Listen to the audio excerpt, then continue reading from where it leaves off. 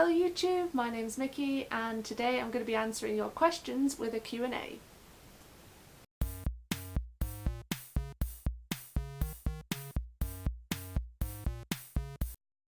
So if you're new to my channel and you haven't watched any videos before, my name is Mici. You might have come here due to some stuff that I do, mainly with Star Citizen and Squadron 42. And before I worked there, so I think over a year ago now, I used to do videos on YouTube fairly regularly, I want to say. And if you're returning from after this year of me not posting any videos, then welcome back. So I thought to get back into things, I would ask my Twitter and my Instagram followers to send me some questions about anything at all. So I'm going to be answering them today. My first question, I mean, I wasn't gonna get through this without questions about Star Citizen or Squadron 42. So my first question is from I want to say Tutterman, and they just said 3.0. But yes, 3.0 is a thing. I got to do quite a bit of testing on the Gamescom demo that we brought out last year, which was the Procedural Planets demo, and I am very excited for 3.0. It's going to be really cool, especially the land vehicles. So I got to drive the rover, which is really cool, and that was a lot of fun. And I got to play around with the dragonfly as well, which is equally as cool. Very much a pod racer kind of experience. So yes, I'm very excited for 3.0, and that's all I'm going to say on that. My next question is from I'm probably going to say these wrong, but Sidhi Drakmagillian? We're going to go with that. And it says, I posted an idea for a game item in Spectrum. Is this the most appropriate place to present it to devs? I'm going to say yes. Either Spectrum, because Spectrum's our new sort of messaging, bit like Discord kind of business. And I know a lot of the devs are on there. I mean, a lot of the devs aren't actually, I mean, from our studio especially, aren't really involved in the social media, so they need more poking. But Spectrum is a good place. Either Spectrum or the forums. We use both in our gathering of player feedback. So yes, if you have an idea, I would put it on there. And just hope that amongst the thousands of messages that are on there, that somebody will see it, because there are a lot of people posting a lot of things on there, quite a lot. My next question is a bit of a weird one. Do you have an innie or an outie belly button? And what do you think about belly buttons? This is 3 questions. Any belly button stories or facts? And this is from Tay Swift Belly Button. I have an innie belly button. I think the majority of people do. So I guess that doesn't surprise anyone. What do I think of belly buttons? To be honest, I think they're really weird and gross. And the only stories I can think of, or facts I suppose, that I could think about it, is that I just find them really disgusting. Like, it feels, to me, it's like a sort of portal into your stomach, and they proper creep me out. I don't like them. I don't like touching my own. I definitely wouldn't touch someone else's. So that is my feeling on belly buttons. My next question is, oh gosh, I'm not prepared. I didn't save the other ones. Oh wait, no, I did. So this is from Starnivore, who is one of my favourite followers. I'm just going to put that out there. And the question is, I know you design clothes and QA test. What other aspects of Star Citizen have you had a hand in? I don't actually design the clothes. I mean, that's very nice of you to think that I do such an incredible task. I don't design the clothes. I basically I kind of look after them. I make sure that they're working in the game and in the editor, and that they work correctly, I suppose.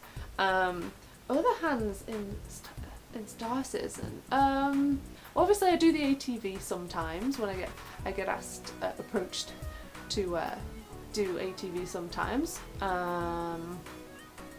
What else do I do?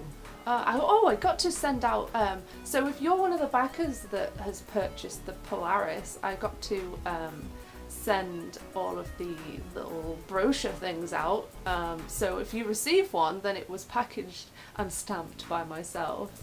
So that's kind of cool. What else? Oh my god, I do so much at work. I do so much. And I can't think of a thing. I should have thought of these questions before I answered them. I just test. That's what I do all day, and I just make sure that clothes are okay. Because that was about Star Citizen, I do a lot of stuff for Squadron 42. Kind of bounce around between things. Pressure. I can't think of anything. And right, I think that leads me to my final question, which is, this one is from Oilfield Tool. And it's a really nice message. I really like this one. This was in my inbox. So, I'm so bad at reading. Right, let's... oh my god, I missed a question as well. Right, let me start again. Okay, this is another like two-parter question. So the first question is, how many years, months can you date back your hair colouring? I used to have like platinum blonde hair, so I always used to put like streaks of colour into it when I was in school. In the school holidays, I used to have like rogue hair from X-Men, so I had it all like browny black and then a streak of white at the front, and I used to always colour that streak when it was a school holiday, and I think it started red and then I made it green or blue, I forget now. And it was only after I finished university, which was in 2010, which seems like a really long time ago now, so like September time. It was around the time that the Scott Pilgrim vs. the World movie came out, and I met a new friend called Jasmine, and you'll probably know her from, she's on my Instagram, but she has very bright green hair, and being in love with like Ramona Flowers and then seeing someone do it in real life, I was like, why don't I just dye my hair pink? And then I think I've had variations of blue, like I have the blue and the I meant variations of pink. I used to have the pink and the blue, like split halfway. I've had pink with like streaks of purple and blue in it. I had orange in the fringe. Well, it's meant to be yellow, but it kind of went orange. And only recently, this is gonna some hair rage now.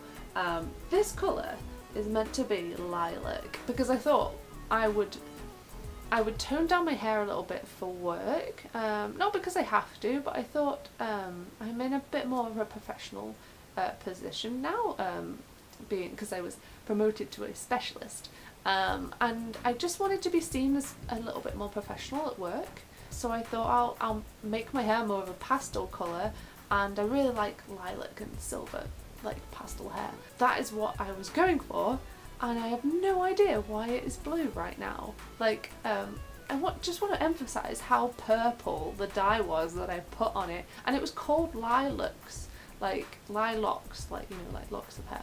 This is like a little pun they have going on. So yeah, like, what the fuck? I don't know why it's blue, and I'm not overly fussed with it. I'm sort of warming to it, but I really miss having pink hair, so it probably won't be long until it's pink again. So yeah, I mean, this colour is the colour I wanted it. This colour was not, and I actually prefer this bolder blue than the lilac. So yeah, that was a bit annoying. But I've had, so that's like 7 years that I've had pink and or purple hair. And the second question of this two-parter from Oilfield Tool is, have you looked into heat-sensitive hair colouring?